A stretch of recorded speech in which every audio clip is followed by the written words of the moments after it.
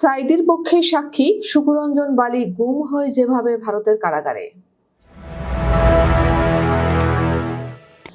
2012 সালের 5 নভেম্বর জামায়াত নেতা মাওলানা দেলোয়ার হোসেন সাঈদীর পক্ষে আন্তর্জাতিক অপরাধ ট্রাইব্যুনালে সাক্ষ্য দিতে গিয়ে নিখোঁজ হয়ে যান শুকুরঞ্জন বালী। নিখোঁজ থেকে কিভাবে তিনি ভারতের কারাগারে পৌঁছান তার এক লোমহর্ষক বর্ণনা দিয়েছেন তিনি। শুকুরঞ্জন বালী বলেন, 2012 সালের নভেম্বর মাসের 5 তারিখে আমি ঢাকায় কোর্টে গিয়েছিলাম। আমার সাথে দুজন উকিল ছিলেন। আমাদের গাড়ি দেখে কোর্টের গেটে আটকে ফেলা হয়।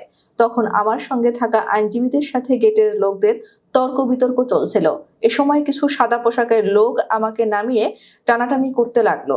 যার জন্য গাড়ি থামানো হয়েছে সেই লোক উনি, একেই আমাদের দরকার। সেই লোকরা আমাকে গাড়ি থেকে নামিয়ে টেনে হিঁচড়ে 5-6 হাত দূরে অপর একটি গাড়িতে তুলে আমার চোখ বেঁধে ফেলে এবং একটু পরে গাড়িটি ছেড়ে দেওয়া হয়। প্রায় আধা ঘন্টা গাড়িটি চালানোর পরে সাদা পোশাকের লোকেরা আমাকে হাঁটাতে থাকে।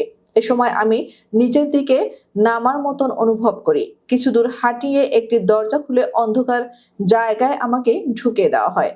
কোনো আলো সেখানে ছিল না, অথচ তখন সকাল 10টা-11টা বাজে। শুকুরঞ্জন বালী বলেন, আমাকে একটি খালি রুমে আটকে দেওয়া হয়।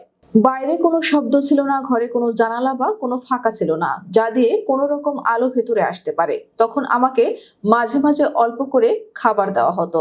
সেখানে কিছু লোক ছিল যারা আমাকে খাবার দিত বা পাহারায় আসতো। তারা নীল রঙের পোশাক পরা থাকতো। দুদিন পর আমাকে সেই রুম থেকে বের করে অন্য একটি রুমে নেওয়া হয়। সেখানে আমাকে নিয়ে তারা জোর করে সাঈদী হুজুরের বিরুদ্ধে স্বীকারোক্তি নিতে চায়।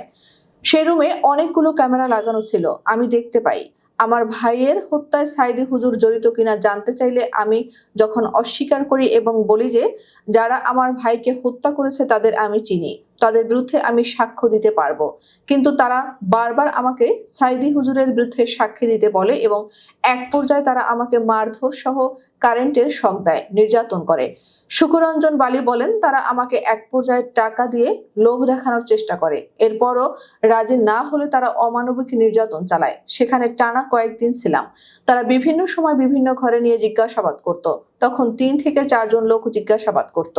এই সময় আমি দেখতে পাই গাড়িতে 6 থেকে 7 জন সবুজ পোশাকের পুলিশের সাথে 2 জন বিজিবি সদস্য আছেন। তখন আমি বুঝতে পারি গাড়ি থামিয়ে যাদের নেওয়া হয় তারাই বিজিবি।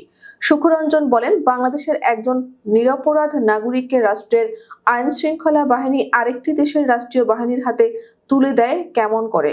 কান্নাজড়িত কণ্ঠে শুকুরঞ্জন বালী বলেন, আমি যেতে না চাইলে জোর করে তারা আমাকে ধরে বিএসএফ সদস্যের হাতে তুলে দেয়। বিএসএফ কিছু জিজ্ঞেস না করে আমাকে প্রচন্ড মারপিট শুরু করে।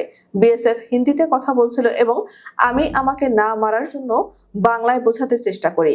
আমার কোনো কথা তারা বুঝতে পেরেছিল কিনা আমি আজও বুঝিনি। এক পর্যায়ে বিএসএফ মোটা দড়ি দিয়ে পেছন দিক দিয়ে আমার হাত বেঁধে ফেলে। হাত বাঁধার সেই দাগ এখনো স্পষ্ট। সেটা তিনি এই প্রতিবেদককে দেখান। শুকুরঞ্জন বালী তার উপর নির্যাতনের বর্ণনায় বলেন, মোটা লাঠি দিয়ে বিএসএফ তাকে মারতে থাকে। এতে তিনি ডান হাতের কনুতে প্রচন্ড আঘাত পান। এখনো ডান হাত দিয়ে ভালোভাবে তিনি কোনো কাজ করতে পারেন না। বিএসএফ এর মারের পরে তিনি প্রায় 3 ঘন্টা বেহুশ ছিলেন। শুকুরঞ্জন বালী বলেন, আমি বিএসএফ কে বলতে থাকি যে আমি ইচ্ছে করে এখানে আসিনি, কিন্তু আমার কথা বুঝতে না পারায় তারা আমাকে বেধড়ক মারধর করে। আমাকে মারধরের আর কোনো কারণ বুঝিনি। বিএসএফ এর ক্যাম্পটির বিষয়ে জানতে পারি এটি বৈকারি বাজার, পশ্চিমবঙ্গের উত্তর 24 পরগনা জেলার স্বরূপনগর থানা এলাকা। এরপর বসিরহাট জেলে আমাকে 22 দিন রাখা হয়। সেখানে একদিন আমাকে কোর্টেও নেওয়া হয়। এরপর আসা হয় দমদম জেলে।